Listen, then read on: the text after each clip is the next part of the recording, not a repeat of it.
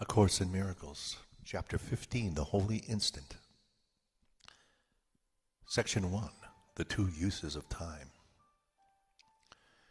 Can you imagine what it means to have no cares, no worries, no anxieties, but merely to be perfectly calm and quiet all the time? Yet that is what time is for, to learn just that and nothing more. God's teacher cannot be satisfied with his teaching until it constitutes all your learning.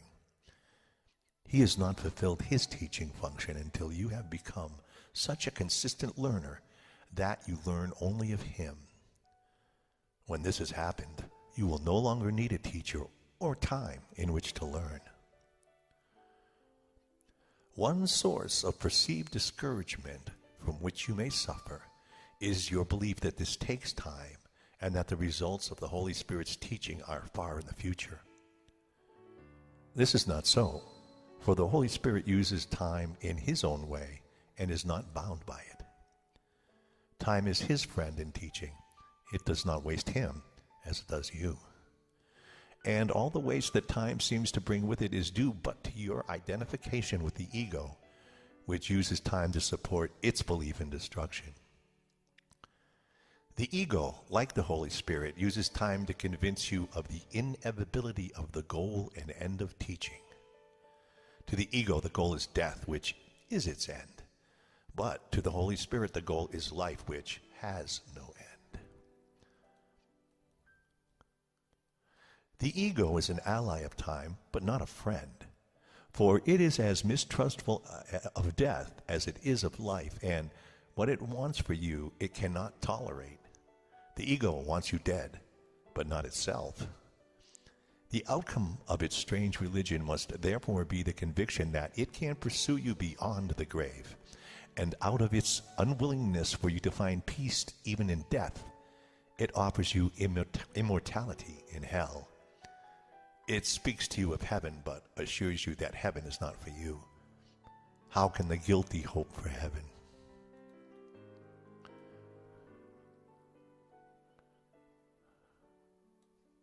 The belief in hell is as inescapable to those who identify with the ego. Their nightmares and their fears are all associated with it. The ego teaches that hell is in the future, for this is what all its teaching is directed to. Hell is its goal. For although the ego aims at death and dissolution in the end, it does not believe it. The goal of death, which it craves for you, leaves it unsatisfied. No one who follows the ego's teaching is without the fear of death. Yet, if death were thought of merely as an end to pain, would it be feared? We have seen this strange paradox in the ego's thought system before, but never so clearly as here, for the ego must seem to keep fear from you to hold your allegiance. Yet it must engender fear in order to maintain itself. Again, the ego tries and all too frequently succeeds in doing both by using dissociation for holding its contradictory aims together so that they seem to be reconciled. The ego teaches thus: death is the end as far as hope of heaven goes. Yet, because you and the ego cannot be separated, and because it cannot conceive of its own death, it will pursue you still because guilt is eternal. Such is the ego's version of immortality, and it is the ego's version of time supports. And it is this the ego's version of time supports.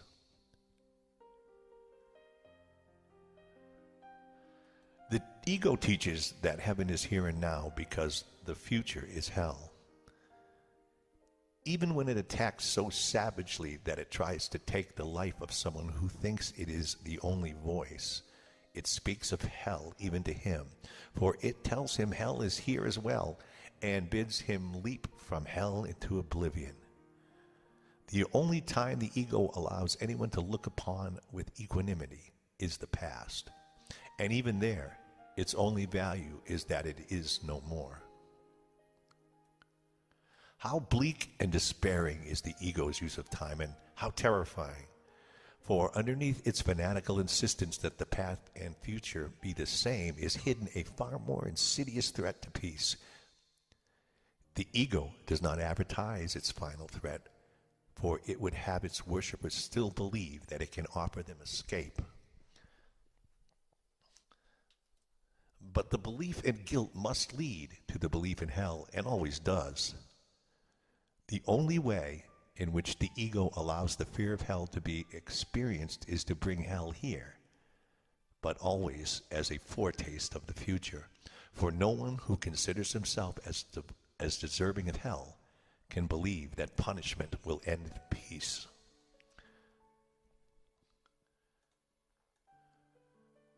The Holy Spirit teaches thus: there is no hell. Hell is only what the ego has made of the present, and belief in hell is what prevents you from understanding the present because you are afraid of it. The Holy Spirit leads as steadily to heaven as the ego drives to hell. For the Holy Spirit, who knows only the present, uses it to undo the fear by which the ego would make the present useless. There is no escape from fear in the ego's use of time.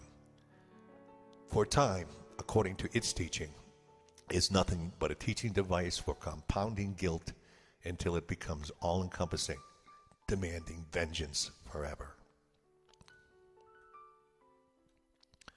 The Holy Spirit would undo all of this now. Fear is not of the present, but only of the past and future, which do not exist. There is no fear in the present when each instant stands clear and separated from the past, without its shadow reaching out into the future. Each instant is a clean, untarnished birth in which the Son of God emerges from the past into the present, and the present extends forever.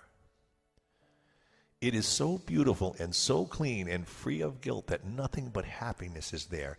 No darkness is remembered, and immortality and joy are now. This lesson takes no time, for what is time without a past and future? It has taken time to misguide you so completely, but it takes no time at all to be what you are. Begin to practice the Holy Spirit's use of time as a teaching aid to happiness and peace. Take this very instant now and think of it as all there is of time. Nothing can reach you here out of the past, and it is here that you are completely absolved, completely free, and wholly without condemnation.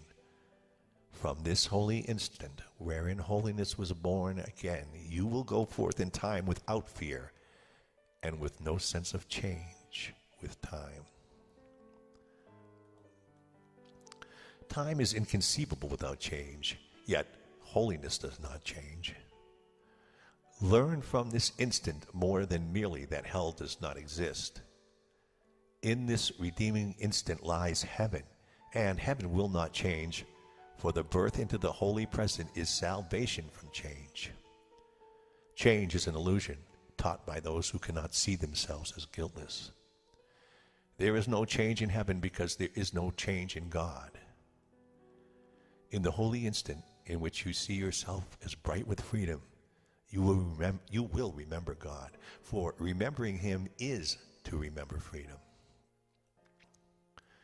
If you are tempted to be dispirited by thinking how long it would take to change your mind so completely, ask yourself, how long is an instant? Could you not give so short a time to the Holy Spirit for your salvation? He asks no more, for He has no need of more. It takes far longer to teach you to be willing to give Him this than for Him to use this tiny instant to offer you the whole of heaven. In exchange for this instant, He stands ready to give you the remembrance of eternity.